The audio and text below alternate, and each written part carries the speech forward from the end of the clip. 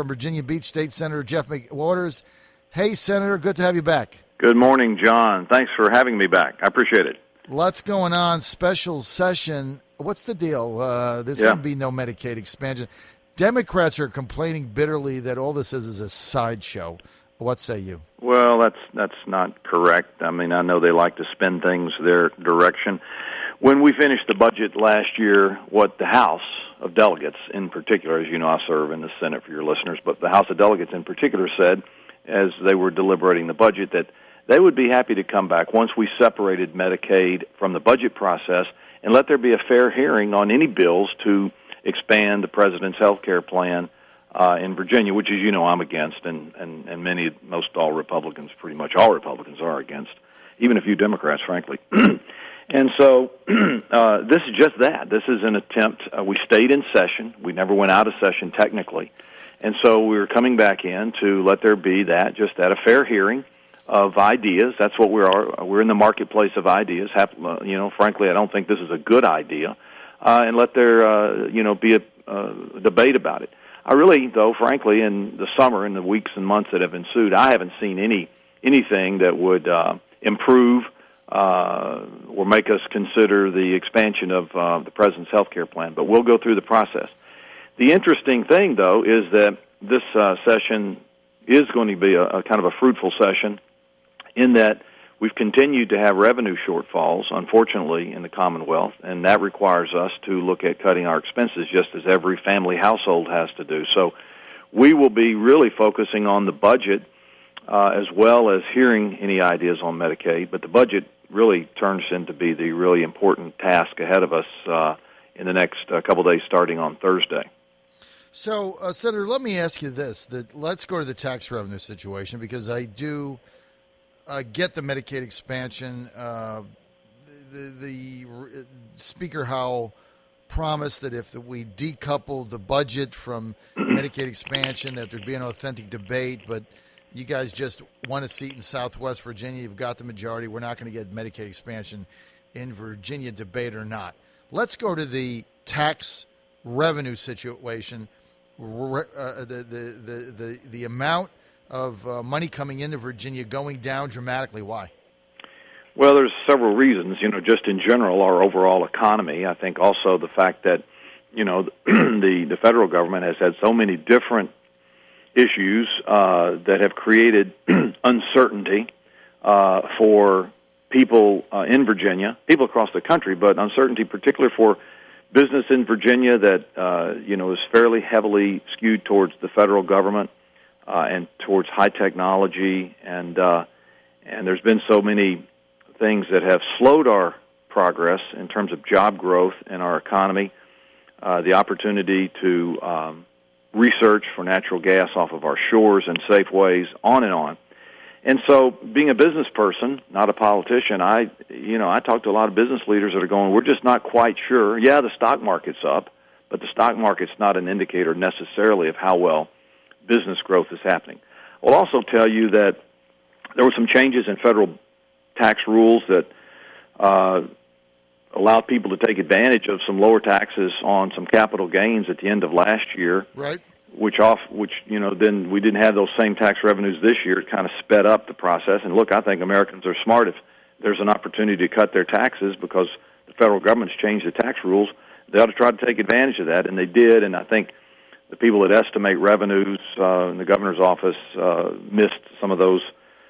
Look, I don't think they could have estimated it much better, but did their best. So it's a combination of not having leadership in Washington that we need to try to give business the confidence it needs to move forward in investing in new products and new markets and that kind of thing. Plus this issue of missing this tax revenue.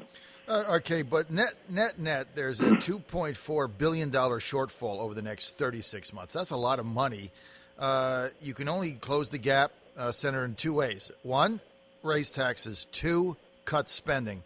You've got majorities in both houses, a supermajority in the House. Taxes are not going to go up. So what gets cut? Well, a lot of things get cut, just as your family would have to cut things if, you didn't get a raise or you got a salary cut or you lost your job. And for people working in state government, on the one hand, that's unfortunate, but we're not going to raise taxes. I think as conservatives and as people are overtaxed, and people need money to spend for their families, their children's education, their own health care. Golly, the cost of health care, which is a continued hidden tax, has gone up dramatically. We can talk about that a little later. It's just incredible the amount of rate increases people are seeing to fund people that don't have insurance and don't have jobs. And so that's just not fair. It's not American. So we're not going to raise taxes. Look, we've got to look at reductions in higher education. We've got to look at it in what we pay to our localities. One of the things that the Budget Committee, and I don't really disagree on this, is that we're not going to cut K-12 funding. We're not going to cut the K-12 school funding because we've done a lot of that, and teachers haven't had raises, and classroom sizes, are getting larger, and so that's an area we're going to try to not cut. But unfortunately, state agencies, I think there's some opportunities to do that, frankly. Higher education, that bothers me some. That means the cost of college education will go up. Luckily in Virginia, though, we do have a fairly low-cost system compared to other states, and our community colleges, I went to community college, too. They're just, they're wonderful bargains, frankly, and that's why I had to go to a community college. So those are the kind of things, state agencies, higher ed, aid to localities, and other smaller areas in the budget, particularly in 16, that we're going to have to really focus on. Senator McWaters, I want to get to Obamacare, how it affects Virginia. Look, there's just an analysis out this week from one of the House Oversight Committees that the Obama administration is now admitting that out of the 8 million people they signed up, 90% have a subsidy or are getting it for free. 90%. That means only 10% of the 8 million actually are paying anything meaningful. Now we find out about 1 million of them, of the 8 million, are illegal immigrants. Now we find out that up to 1.2 million were not being were not being honest or made a mistake on reporting their income to get the subsidy. This thing is a disaster. There's no more than you can say. I mean, you pretty much said it, sir. I mean, it's sad, and it's sad because I meet with people and talk to people who say, I had a good insurance plan. I had a doctor that I liked. I knew where my hospital was. I have my child has a medical issue, and so we have a really good relationship with the doctor on that issue. Whatever, they tell me what their issues are, and they say, and I just got a letter. I've lost my insurance. I've just got a letter that says my insurance is going up 40%, and I can't pay it because I certainly haven't had a raise. No one's given me a 10 or 15% raise in the last couple of years, or 2 or 3% raise. It would take 10 or 15% to cover this. So people are extremely frustrated, and when you start to affect people's health care, I grew up working in the healthcare industry all my life. Right. When you start to affect people's health care, it gets at their very soul. It scares them. People have family members who have issues or personal issues and they need a particular prescription or they need therapy of certain types. There's nothing more scary than to get a letter in the mail that says that your insurance rates are going to become unaffordable, or you have in fact lost your policy. It's happening all over the Commonwealth. I'm going to have a bill. We've all tried to do something. It's the federal government, it's the president that unfortunately this country elected that's caused this problem, and his lack of understanding of how our economy works and how healthcare works. And so it makes it harder for us in state government. All we can kind of do is chip away. We can stop it where we stopped it with this expansion. Stopping it with Medicaid expansion, that was yeah, but let me tell you, John, there's another approach that I'm going to, and I've talked to the governor about this a couple of times. Not that he's agreed or anything, and that is, look, we want our money back, Mr. President. We have sent you over $2 billion in new taxes from Virginia to the federal government. We want it back. We don't want it back with the appendages of expanding Obamacare. We want our money back to do in Virginia what we want to do with it and need to do with it. And I think that's probably going to be about $1.5 billion. So give us our money back, Mr. President. That's the bill, and we're just going to try to push as hard as we can. I think it's going to be an uphill battle because that's not how government works, unfortunately, but that's what I'm going to try to do. Well, look, it's a start, and at least it's a response to the liberals' argument for Medicaid expansion that all this money is going up to the federal government and not coming back. But at the end of the day, I'm going to disagree with the one thing you said. You said, well, Obama started this. He doesn't understand business. This guy understands it. President Obama knew exactly what he was doing.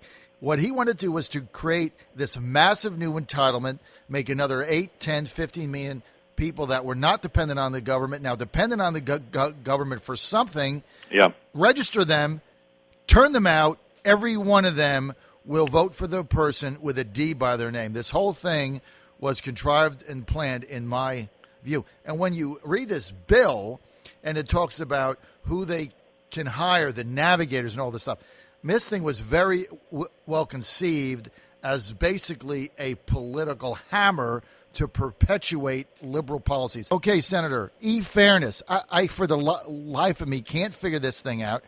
Look, when you guys passed the Transportation Reform Act, which I was 110% behind, you guys did the absolute right thing.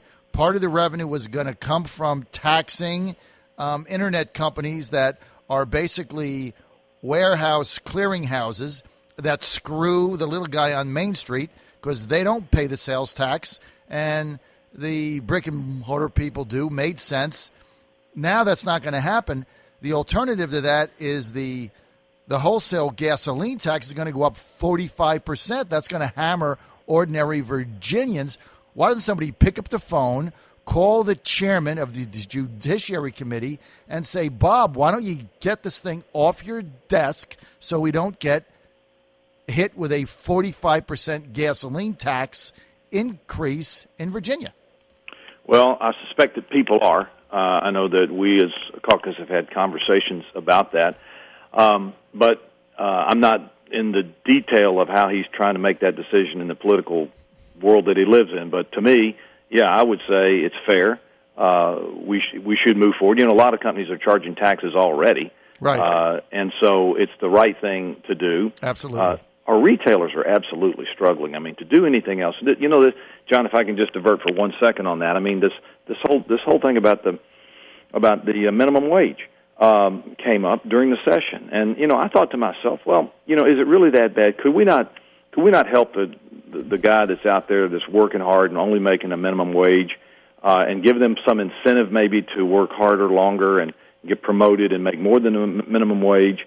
And so I went to some of these retailers, and it just couldn't get any worse. I mean, they can barely stay open, especially the big national chain retailers, because of the immense competition. And some of them have online sales too, but nowhere near what Amazon and some of the other more successful companies do. So that industry's totally getting hammered, and we want people to keep the jobs that they have, because some of those jobs do come with health care benefits, do come with other benefits, and so it's a real balancing act. But it's not fair. I agree with that.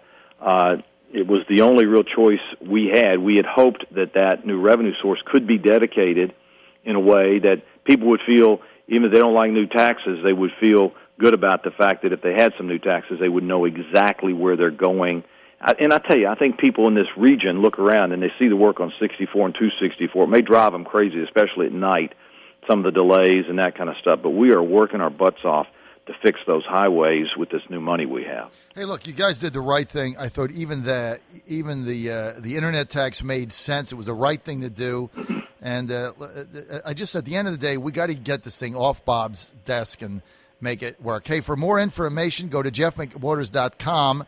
That's jeffmcwaters.com. Hey, Senator, great to have you back on. Good luck on your special session on the 18th. We'll have you back. I'd love to come back. We can talk about ethics and deregulation and economic development and workforce development, military families, Medicaid, all that kind of stuff that we're going to be working on between now and when we go back in session later on in January. We have ethics in Virginia.